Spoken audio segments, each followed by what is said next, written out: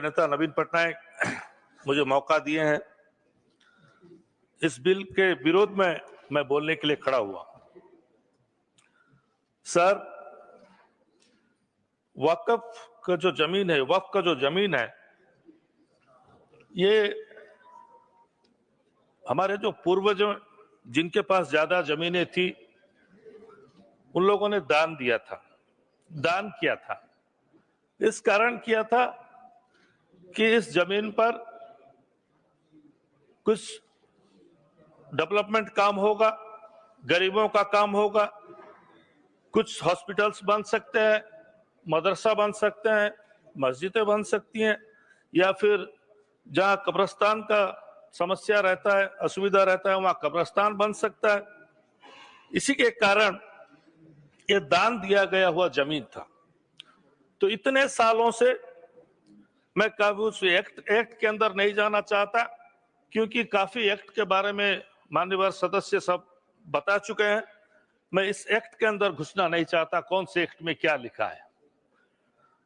लेकिन इस वक्फ बोर्ड को, या हर राज्य में जो वक्फ बोर्ड है, उसको सिर्फ मुसलमान, माइनॉरिटीज मुसलमान ही चलाते थे, उसको मैनेजमेंट करते थे, और आज तक ये चले आया था। हाँ, हो सकता है कि बहुत से राज्यों में गड़बड़ी भी हुई है, बहुत से राज्यों में समस्या भी हुई है, दूसरी जगह जमीनें हड़पी भी गई है। वो बात ठीक है, उसको ठीक करना जरूरी है, वो सबका दायित्व है कि उसको ठीक किया जाए। लेकिन मुझे एक चीज समझ में नहीं आ रहा है अध्यक्ष महोदय, कि जिस बात को लेके सारा भारतवर्ष के मुस्लिम कम्युनिटी टेंस में है, चिंताग्रस्त है, कि इसमें जो गैर मुस्लिम को मेंबर रखा जाएगा, वो क्या करेगा, कैसा करेगा, ये चीज को सोच के उन लोग काफी हद तक टेंस है, चिंतित है। इसी के कारण बहुत से जगह में स्ट्राइक हो रहा है, धरना दिया जा रहा है। लोग बोल रहे हैं कि हमारे शरीयत के अंदर, हमारे कौम के अंदर सरकार बेकार जबरदस्ती क्यों घुस रही है, क्यों इंटरफेरेंस कर रही है। ये जो चीज है, ये सबके दिमाग में है। ये बात हम जानते हैं अध्यक्ष महोदय, कि जब 2014 में मोदी जी की सरकार बनी, उनका स्लोगन भी था कि सबका साथ, सबका विकास, सबका विश्वास। वो विश्वास से वो आज देश के प्रधानमंत्री हैं। तो ये मुसलमानों में अविश्वास वातावरण क्यों है अध्यक्ष महोदय? उनके दिल में ये डर क्यों है कि हमारे साथ भेदभाव किया जा रहा है? इस चीज को हटाना बहुत जरूरी है। ये सरकार का दायित्व है कि मुसलमानों के दिल से ये डर को हटाना चाहिए कि हम सबका साथ, सबका विकास जरूर करेंगे। आप लोग भी इसी देश के नागरिक हो। ये देश, जो देश भारत का संविधान बाबा साहेब आम्बेडकर ने लिखा था कि किसी के धर्म में भी इंटरफेरेंस किसी का अन्य धर्म का होना नहीं चाहिए। अध्यक्ष महोदय, मैं छोटा सा राज्य उड़ीसा राज्य से आता हूं। मेरा गांव में सिर्फ हमारा परिवार मुस्लिम परिवार है, वहां पर बाकी सब हिंदू धर्म के लोग रहते हैं। इतने साल से हम लोग वहां खुशहाली जिंदगी बिता के चलते हैं। जब गांव की मां ठकुराइन का पूजा होता है, यात्रा होता है, तो हमारे परिवार से कोई ना कोई एक नंबर आदमी वहां खड़ा रहता है, तब वो यात्रा निकलता है। उसका मतलब है कि भाईचारा है, उसका मतलब है हम लोग सब एक हैं। हमारे अंदर भेदभाव बिल्कुल नहीं है और नहीं भी रखना चाहिए। हमारा राज्य है जगन्नाथ का राज्य, प्रभु जगन्नाथ का राज्य। सारे उड़ीसा के लोग प्रभु जगन्नाथ को भक्ति करते हैं। न केवल हिंदू करते हैं, सब धर्म के लोग करते हैं। और अध्यक्ष महोदय, मैं आपसे कहना चाहता हूं कि प्रभु जगन्नाथ के जो सबसे बड़े भक्त है वो मुसलमान है, उनका नाम है सालो बेग। सालो बेग वो जगन्नाथ को इतना भक्ति करते थे कि वो एक नंबर में आते हैं, उसके बाद बाकी भक्त आते हैं। और जगन्नाथ भी उनको इतना चाहते थे, इतना प्यार करते थे कि जब साल में एक बार रथ यात्रा निकलता है अध्यक्ष महोदय, आप जानते हैं पुरी का रथ यात्रा पृथ्वी में सबसे बहुत बड़ा रथ यात्रा होता है, लाखों लोग वहां पर समावेश होता है। जब रथ वहां निकलता है तो रथ यात्रा के वक्त जो बड़ा दांडो बोलते हैं, जो बहुत बड़ा रथ यात्रा जाता है हमारा भगवान का, वो रथ यात्रा के रास्ते में उनका मजार सालबेगा का मजार वो पास में है, कुछ दूर जाने के बाद उस मजार के पास रथ यात्रा रुकता है, यानी प्रभु जगन्नाथ रुकते हैं, अपने भक्त से मिलने के लिए रुकते हैं अध्यक्ष महोदय। उसके बाद उनके मजार में जाके भोग चढ़ाया जाता है, फिर रथ आगे बढ़ता है। ये हमारा भाईचारा है, हमारा उड़ीसा का भाईचारा है अध्यक्ष महोदय। तो भारतवर्ष में ऐसा क्यों नहीं हो सकता? हमारा देश में भाईचारा क्यों नहीं हो सकता? मुसलमानों के दिल में डर क्यों है?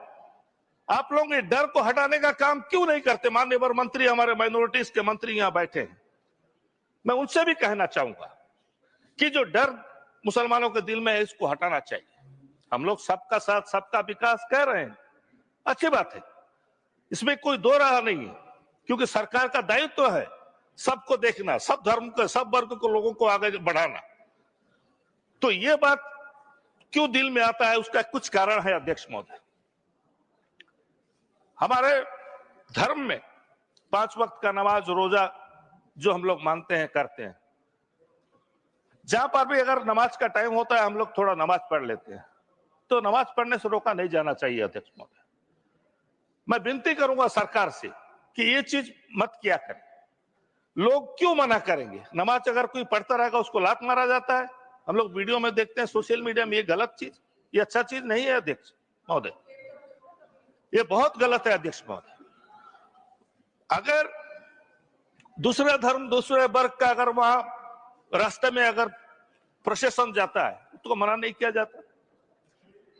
हर जगह देखिए, सारा भारतवर्ष में पूजा करने का जगह भी हर जगह नहीं है, इसीलिए रोड में ही पूजा किया जाता है।